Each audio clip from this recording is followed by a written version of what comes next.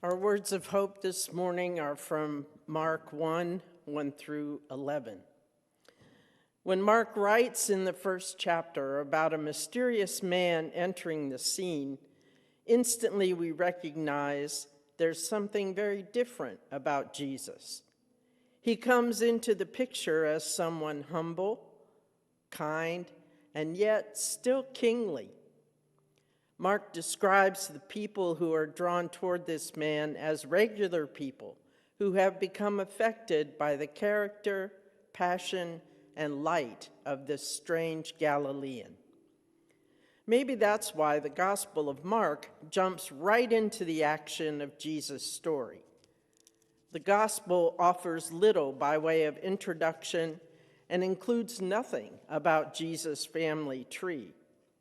Unlike Matthew and Luke, Mark doesn't mention his birth.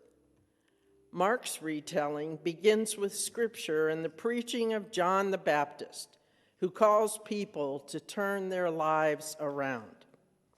Like all the greats of history, Jesus doesn't just arrive, he is announced. And who better than John to do that? Let us hear now these words as written in Mark chapter 1 through 11. This is the beginning of the good news of Jesus, the Anointed One, the liberating King, the Son of God. Isaiah the prophet told us what would happen before he came. Watch, I will send my messenger in front of you to prepare your way and make it clear and straight. You'll hear him, a voice crying in the wilderness, prepare the way of the Eternal One, a straight way in the wandering desert, a highway for our God. That messenger was John the Baptist, who appeared in the desert near the Jordan River, preaching that people should be ritually cleansed through baptism with water as a sign of both their changed hearts and God's forgiveness of their sins. People from across the countryside of Judea and from the city of Jerusalem came to him and confessed that they were deeply flawed and needed help. So he cleansed them with the waters of the Jordan. John dressed, as some of the Hebrew prophets had, in clothes made of camel's hair with a leather belt around his waist.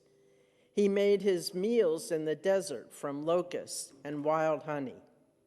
He preached a message in the wilderness. Someone is coming who is a lot more powerful than I am, one whose sandals I'm not worthy to bend down and untie. I've washed you here through baptism with water. But when he gets here, he will wash you in the Spirit of God. It was in those days that Jesus left Nazareth, a village in the region of the Galilee, and came down to the Jordan, and John cleansed him through baptism there in the same way all the others were ritually cleansed. But as Jesus was coming out of the waters, he looked up and saw the sky split open.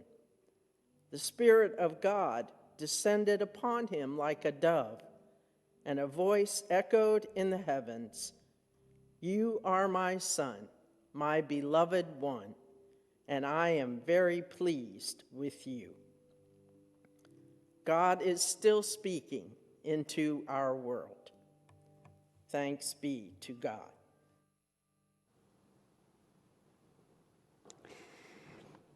It was 9 years ago that I stood alongside the Jordan River and renewed my baptismal promises with a United Methodist bishop. It was a Holy Spirit moment, a gift that I cherish, one of the many gifts during that journey that brought me to tears.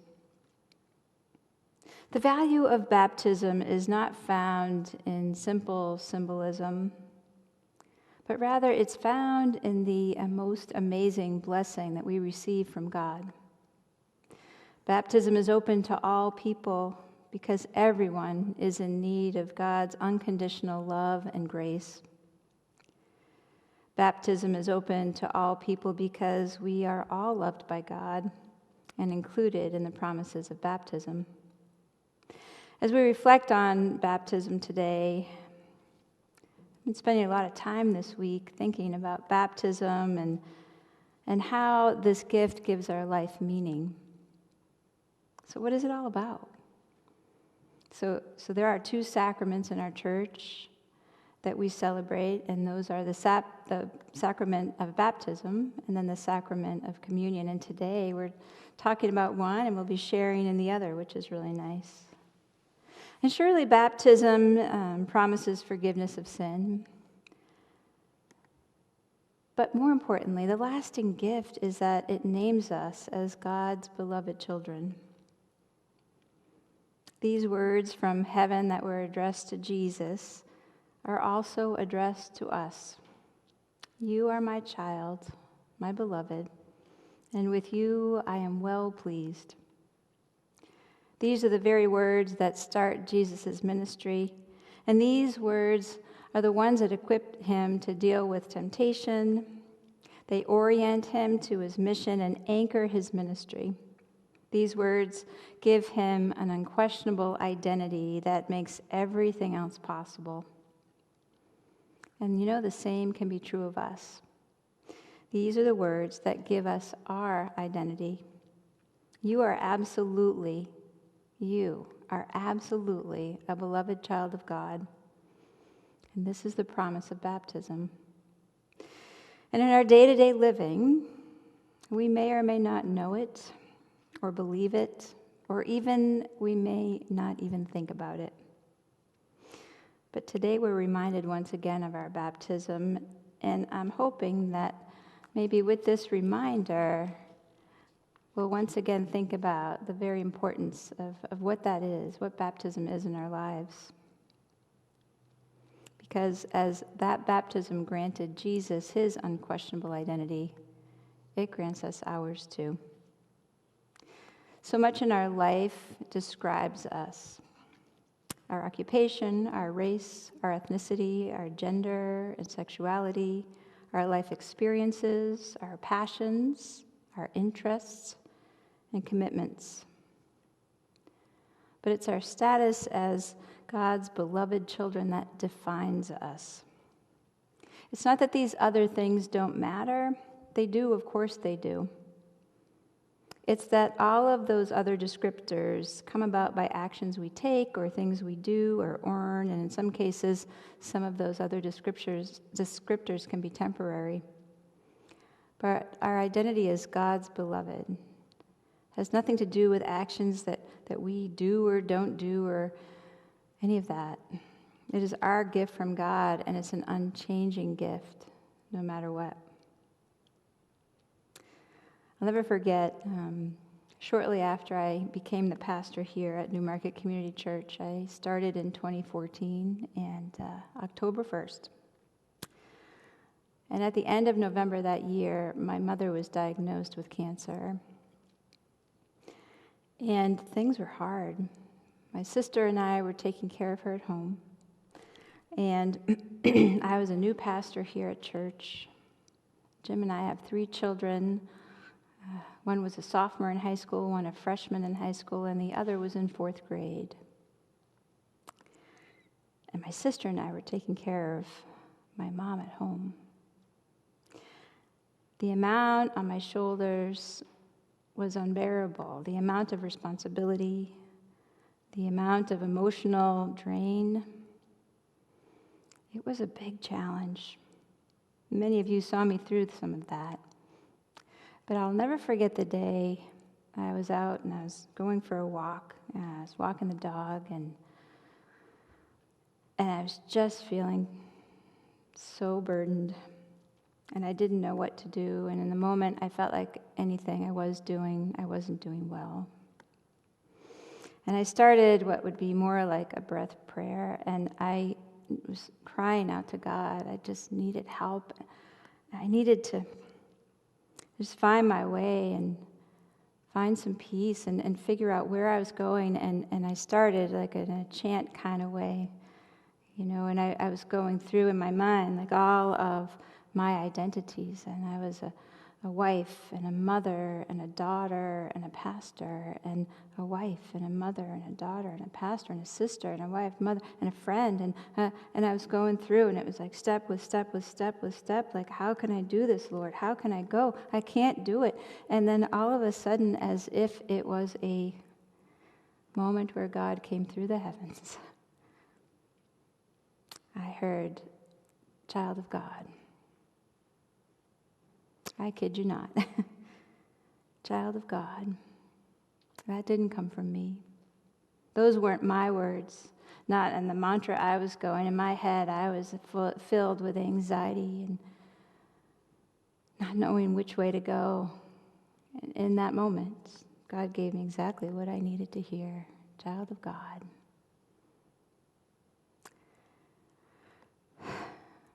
Child of God. I realized that's all I needed to be. It's what I needed to hear to remember that I am just a child of God. And somehow, the rest of it all came together.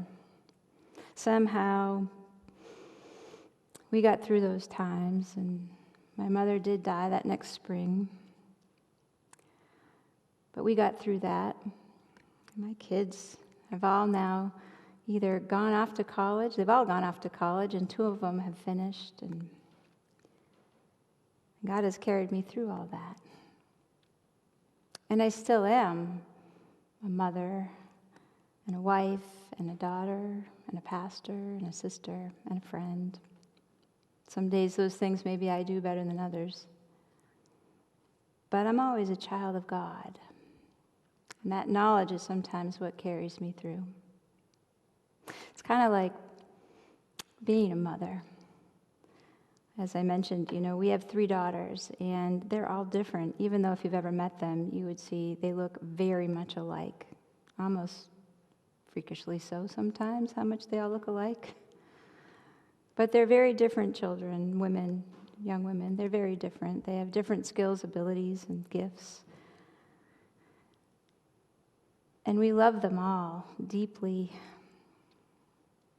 no matter what. Jim and I have told them over and over, no matter what, it doesn't matter what they do, short of murder, but even that, we'd probably find our way around it. We will never give up on them. We will always be in their corner, no matter what, to the day I take my last breath, and Jim is the same. We love them no matter what. In many ways, I believe like that kind of unconditional love is what helps them to get through this world, helps them to achieve what they achieve, and helps them to move through the challenges in their lives. And we all do that as parents, right? We love our children no matter what, to the very last breath I take. And that's what God's love is like for us. That's what it means to be a beloved child of God. It's not about what you do or how you earned it or that you're good enough. I can't tell you how many people walk inside of this church and say, well, hey, the place didn't burn down. I'm here. Wow, I can't believe I didn't, spontaneously combust. It's not how it is. God loves you. I heard a story about a woman named Fayette. This is a true story, and I learned of this story by a woman named Jan Richardson, who's an artist and a writer and a United Methodist pastor. She tells a story about Fayette, who was attending a United Methodist church in Nashville called Hobson UMC. And at the time, and this was several years ago, Janet Wolfe was the pastor. Hobson UMC is, as they described, a wildly diverse congregation that's been described as including people with power and PhDs and folks who have never gone past the 3rd grade. Folks with 2 houses and folks living on the streets. And as one person who struggles with mental illness declared, those of us who are crazy and those who think they're not. Years ago, a woman named Fayette found her way to that church. Fayette lived with mental illness and lupus and without a home. She joined the new member class, and the conversation about baptism especially grabbed Fayette's imagination. The pastor tells of how during the class, Fayette would ask again and again, "And when I'm baptized, I am," and she would pause, and then the whole class learned to respond, "A beloved, precious child of God, and beautiful to behold." "Oh, yes," she'd respond, and then the class would go back to their discussion. The day that Fayette's baptism finally came, she went under the water, and they were clearly doing a full immersion, and she came up sputtering and cried, "And now I am," and the whole congregation sang out, "A beloved, precious child of God, and beautiful to behold." "Oh, yes," she shouted and danced all around the church.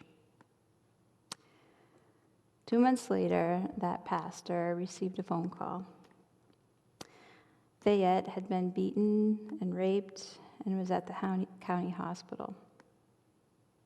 As the pastor entered the hospital, she could see from a distance that Fayette was walking and pacing back and forth. And when the pastor got to the door, she heard Fayette say, "I am beloved." Fayette turned, saw her pastor, and said, "I am a beloved, precious child of God," and catching sight of herself in the mirror, hair sticking up, blood and tears streaking her face, dress torn and dirty and rebuttoned askew, she started again. "I am a beloved, precious child of God," and she looked in the mirror again and declared, "And God is still working on me. And if you come back tomorrow, I'll be so beautiful, I'll take your breath away."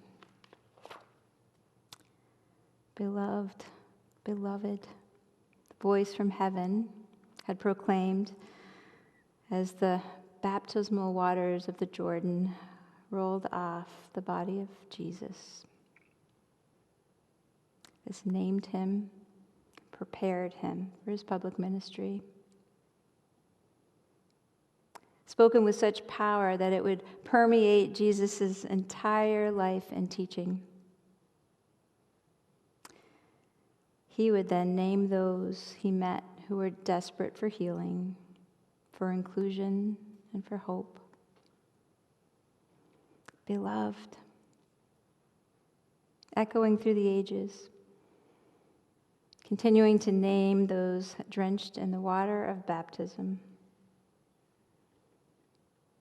You are a beloved child of God. This is a beautiful gift, and it also comes to each one of us with an invitation. And that invitation we have is to see others as the same way we have been called, they have been called to. Beloved child of God. The fact is, we might not always want to see that, particularly if they are very different from us in any of those very important but merely descriptive attributes.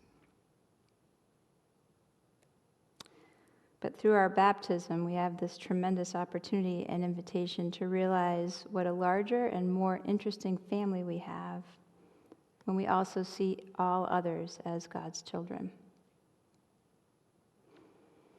It's challenging in our culture and our community today.